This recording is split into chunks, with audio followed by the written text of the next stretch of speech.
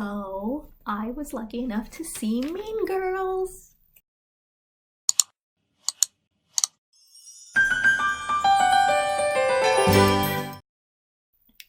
So, first things first, disclaimer. Mean Girls is a cult classic movie. However, I have not really watched it in its cult classic capacity. I watched it maybe twice back before it had become a cult classic because I loved Lindsay Lohan and I see all the memes and stuff, but that's it. I considered rewatching the movie before I went to see the show, but then I decided against it because I didn't want to be influenced by it.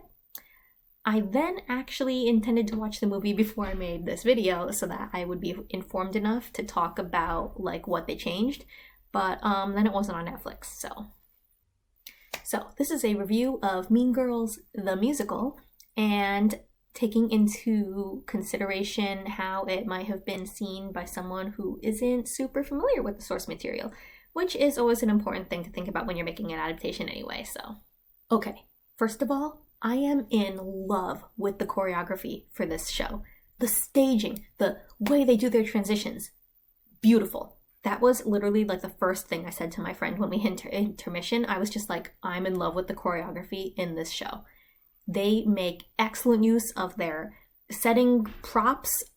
Everything is just so dynamic. The way that they use the desk and the table props and stuff like that to not only set the scene, but they work it all into the constant movement. It's visually stunning and immersive, and it's freaking genius, okay? Another thing that they did really well is the use of screens for the backgrounds. Now, I remember Anastasia did this, and it got a lot of flack for not being done that well or something. I can't really speak to that because I didn't actually see Anastasia myself, even though I wanted to. Anyway, I can't pass judgment because I didn't see it myself, but I know that there was some negative reaction. The use of screens for backgrounds in Mean Girls was flawless. It wasn't stagnant. It wasn't just a convenient version of flats, but it also, the movement in it didn't feel forced. It wasn't ooh, fancy, look what we can do, we have moving backgrounds, It never felt like they were doing fancy background stuff just because they could. Everything they did with it only enhanced the scene in some way. It wasn't minimalist, but there wasn't anything extraneous either, and it was just so good. All the movement in this show was so good. A good example of it all that I really liked is right near the beginning when they're sort of introducing the wild new setting of high school life. Okay, they did this really cool thing with the desks where the kids were sitting in desks in class, and boom, they all turned into another direction to be in a different class, and then boom, they all turned in another direction again, and they were in a third class and then a fourth class. And even though they weren't really moving where they were on the stage, because they were turning, it was still sort of it has this different dynamic. Now these people are sitting next to each other where they weren't before, or now she's on this side of the classroom instead of that one.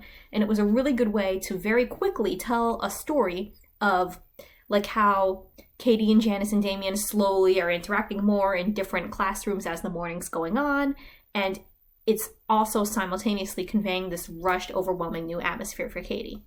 My friend also pointed out that they did a thing where they were banging lunch trays to make it sound like Damien was tap dancing, which, clever. The show had a really strong feminism sort of theme, which was really nice, even more so than you get just from listening to the cast album.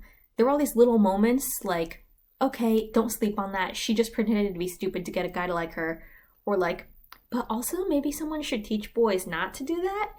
And then there were also big things Regina gives Katie this whole speech in the bathroom at one point that's just really inspirational, even though it's Regina George. It really felt like the overarching message of the show was about being true to yourself and knowing that you're special, and that women should come together and support each other, which was just so beautiful. So there are some tiny little things that I really liked, acknowledgement of culpability from pretty much everyone when they were reflecting on how things went down. Like, even Janice had this line where she was like, oh, but if I see Katie, I'm gonna have to admit that I did some fucked up stuff too. And that was really great because, like, she would get so mad at them for not taking responsibility for what they did wrong. And then she had to practice what she preached. At the math competition, I remember very clearly that in the movie, when Katie's trying to figure out the answer to that final showdown question, she had this inner monologue that was like, oh, Erin had such good hair that day. Well, focus. What was on the board behind Erin's head? And they didn't have that in the show. Instead, she was having this, like, revelation, like, why are we fighting? We should be supporting each other and celebrating how much we both love math. And if we support each other, then our limit does not exist. And I mean, I'm pretty sure they had that in the movie too, because I remember that line about, like, why was I judging your hair being in the movie? But anyway, I really liked it. Also, another little thing that I noticed, like, was different from the movie, I think when Katie was drunk at her party with Erin, I remember in the movie there was this whole thing where she was like, oh, word vomit. And then she was like, oh, real vomit. And they also didn't do that in the show. The vomiting part. I mean, they still have her mess up with Erin and everything. Like, I mean, she's still drunk. We can tell she's drunk. We don't need to see her vomit all over the place. But then, so instead of the room scene ending on this, like, note of, like, oh god, this is so bad, I shouldn't have drunk so much, now I'm puking, it sort of keeps you in the emotions of the contrast between what she was before and how she is now and how she got here and what she wants. And I think that the whole, like, I'm so drunk I'm vomiting thing really would have taken away from that, so I'm glad that they changed that. Little things. I know the painting that Janice does is of the three of them, because I remember that from the movie. If I hadn't remembered it from the movie, I think I wouldn't have known in the show. Because even though Katie does sort of hold it so that it's facing the audience, like, if you're too far away, you can't really see it properly.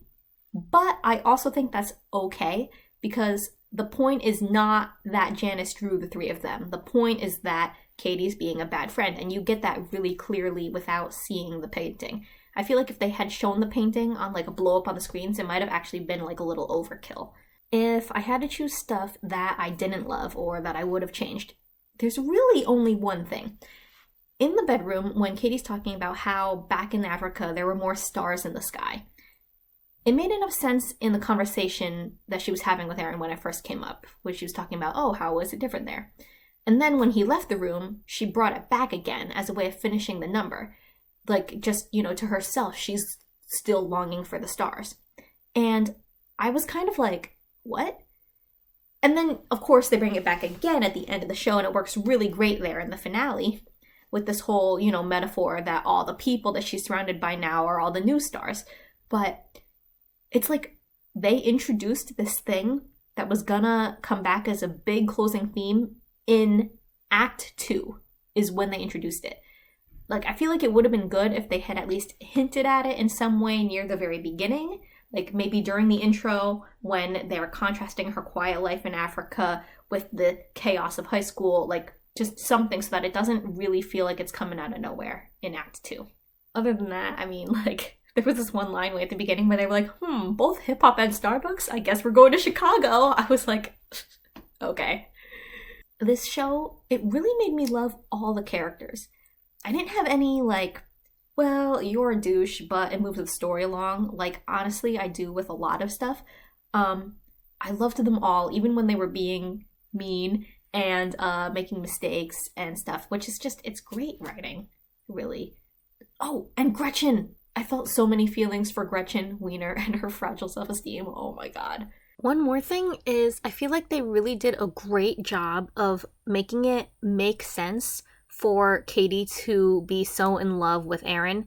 Like, when I was watching the movie Mean Girls, I was like, girl, what are you doing? But they really emphasized how sort of, like, lonely and isolated she was before, and then this is, like, the first cute guy she sees, and of course she's gonna be a dumb teenager and do all this dumb teenager stuff for him. And it just, like, made it more believable to me, which is always good, because I feel like I'm always questioning people when they're just being stupid with love. So, Mean Girls, the musical, beautiful, amazing, 10 out of 10. I knew I would like it, but holy crap, I loved it. It was astounding. I'm super pissed about the Tony shutout now. Everyone go see it. It's seriously so great.